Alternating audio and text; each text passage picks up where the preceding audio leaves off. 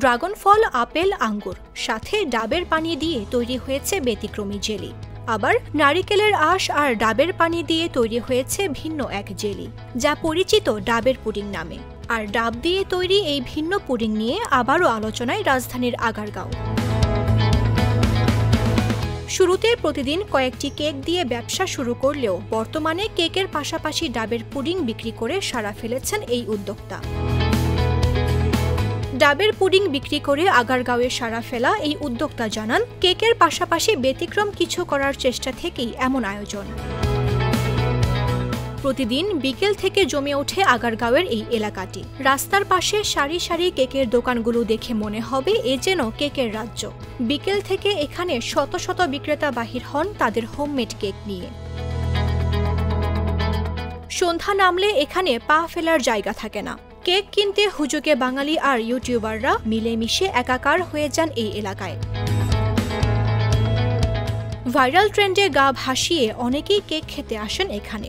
বাবা মায়ের হাত ধরে ঘুরতে এসে ছোট শিশুরাও মজা করে খেয়ে থাকে রাস্তার পাশে বিক্রিত এসব কেক।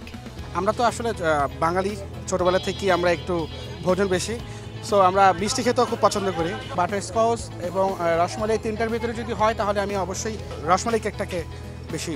হ্যাঁ, রসমালাইটা তো আসলে অনেক সুন্দর হয়েছে, ভালো হয়েছে। ওইখানে যে খেলাম ওনার চাইতে ওনার কেকটা অনেক ভালো এবং ওনার প্রাইসটা একটু বেশি। যদিও প্রাইসটা একটু বেশি হয়, আমি মনে করি যে বেটার। আমার কাছে আর কি নিজের কাছে কেক ভালো লাগে না। আর এখানেও চিন্তা করতেছে যে সবাই তো কেক খাইতেছে, মানে ছোট বাচ্চা থেকে বড় বয়স্ক, মানে সবাই তো সবার কাছে তো একরকম মানে একই খাবার ভালো লাগে না রোজ রোজ। তার জন্য চিন্তা করলাম যে না, আমি যেটা ভালো লাগে বা আমার ফ্যামিলি বাচ্চারা যেটা পছন্দ করে, তা চিন্তা করলাম যে ট্রাই করি একটু বাইরে নিয়ে কী হয়। আপেল, আঙুর, নারকেল আর কি সম্পূর্ণ কিন্তু ডাবের পানি। আমার এই যতটুকু জেলি বানি ডাবের পানি দিয়ে তৈরি করা হয়। সাধারণত 100 টাকা থেকে শুরু করে 150 টাকায় এখানে এক পিস কেক বিক্রি করা হয়, আর পুডিং কিংবা ডাবের জেলি মিলে বিক্রি হয় 100 টাকায়। জাগো নিউজ, ঢাকা।